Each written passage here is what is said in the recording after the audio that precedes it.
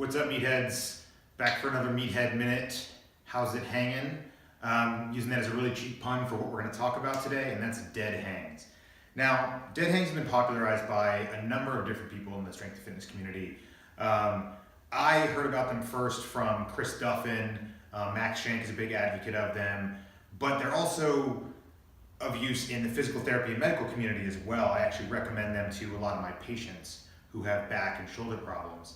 But that's kind of a good place to start with a caution to all of you. If you do have any sort of back, shoulder, neck, etc.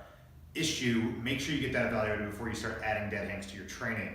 That way you're not putting extra stress on a joint that is not prepared for that. So the way I want to start talking about them is what the benefits are from an injury prevention and general physical preparedness standpoint, and then also for specific benefits as an athlete.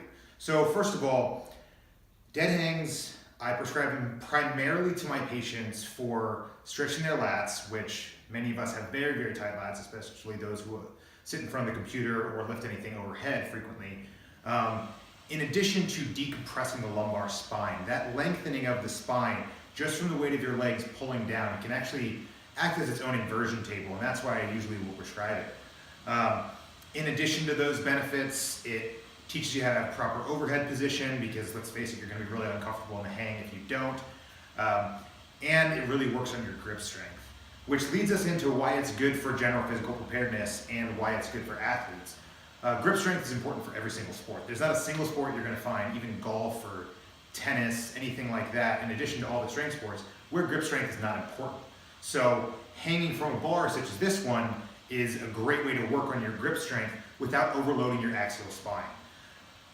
On top of that, like I said, it does lengthen the lats. Lengthen's a bad word, it stretches the lats.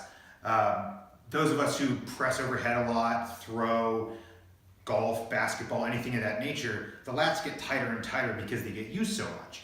And when your lats get tight, it can actually lead to a multitude of shoulder dysfunctions. I'm experiencing that myself right now and having to go through some treatment on that. So the third benefit, obviously, like I said before, is that decompression of the spine. And the reason that's important for strength athletes specifically is we do so many things that load the axial skeleton: carries, squats, presses, etc. All of those things are cramming on your lumbar vertebra and can over time lead to a lot of pathology. So doing something that decompresses those, like a dead hang, is very important. There's a couple different ways to do it. First thing you want to do is get up to the bar, grab on whichever grip you like. If you have shoulder issues, sometimes a neutral grip can be nice. Some people like a narrow grip, wider grip, underhand grip. Whatever works for you, doesn't really matter. They're all going to attack different things. You can also use a fat bar, you can use I-beams, different things to hang on, but we're going to start with this bar for now. So grab on each hand, get in a nice stable shoulder position, and just let your weight hang. Kind of letting that lumbar spine really stretch out and let those legs really pull on everything. And you can hang there for an extended period of time. If your goal is more the decompression, you don't have to hang there as long. If your goal is to work your grip strength, obviously, you're going to need some of that time. I think everybody really should be adding something of this nature, at least as a part of their training, even if it's just part of a warm-up, for the benefits that I mentioned before. Once again, if you have any shoulder, neck, back dysfunction, please get it looked at before you jump on a bar like this. But hopefully that's helpful, adding something else to your training, and I'll see you on the next one. Keep it hanging.